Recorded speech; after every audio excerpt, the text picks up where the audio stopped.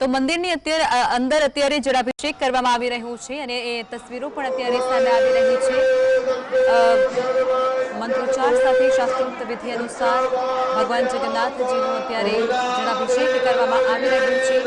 જે પ્રમાણે જળ સાબરમતી નદીમાંથી લાવવામાં આવ્યું હતું 108 કળશના માધ્યમથી તે જળથી અત્યારે ભગવાનનું જળાભિષેક કરવામાં આવી રહ્યું છે।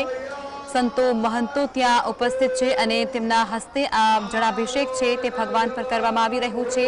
ભગવાન જગન્નાથ સાથે ભાઈ બલભદ્ર અને બહેન સુભદ્રા છે તેમનું પણ જળાભિષેક કરવામાં આવનાર છે અને તેમનું પણ જળાભિષેક અત્યારે થઈ રહ્યું છે।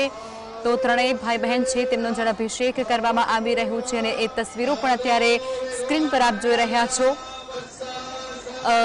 વહેલી સવારે જળયાત્રા નીકાળવામાં આવી હતી અને સાબરમતી નદીમાંથી જે જળ લઈ અને ત્યારબાદ જળયાત્રા પરત ફરી હતી। તે જળયાત્રા હવે નિજ મંદિરની અંદર પહોંચી ચૂકી હતી અને ત્યારબાદ જળાભિષેકની જે વિધિ છે તે પણ અત્યારે શરૂ કરી દેવામાં આવી છે। જે કળશની અંદર પવિત્ર જળ ભરવામાં આવ્યું હતું ગંગા પૂજન કર્યા બાદ તે જળના માધ્યમથી હવે ભગવાન જગન્નાથજી મહારાજ છે તેઓનો જળાભિષેક કરવામાં આવી રહ્યો છે। જળાભિષેકનું વિશેષ મહત્વ રહેલું હોય છે। ધાર્મિક દ્રષ્ટિએ પણ તેનું ખાસ વિશિષ્ટ મહત્વ રહેલું હોય છે અને મુખ્ય વાત અહીં એ પણ છે કે જળાભિષેક કર્યા બાદ ભગવાન જે છે તે મોસાળે જવા માટે પ્રસ્થાન કરતા હોય છે। એટલા માટે જળાભિષેકનું પણ વિશેષ મહત્વ છે અને ખાસ પ્રકારે જે મહિલાઓ છે તે પણ અહીં ઘડા માથા પર લઈ અને ઉભેલી જોવા મળી રહી છે। એટલે કે જળયાત્રા છે તે પરત મંદિરે પહોંચી ચૂકી હતી અને ત્યારબાદ આ જે વિધિ છે જળાભિષેકની તે પણ શરૂ કરવામાં આવી છે।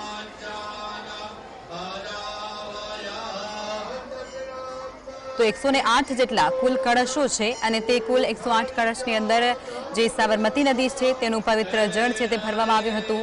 ગંગા વિધિ કર્યા બાદ આ જળ છે તે ભરી અને ત્યારબાદ જે યાત્રા નીકળી હતી તે જળયાત્રા પરત મંદિર ખાતે ફરી હતી અને ત્યારબાદ જળાભિષેકનું જે વિશેષ મહત્વ છે તે વિધિ પણ પૂર્ણ કરાઈ।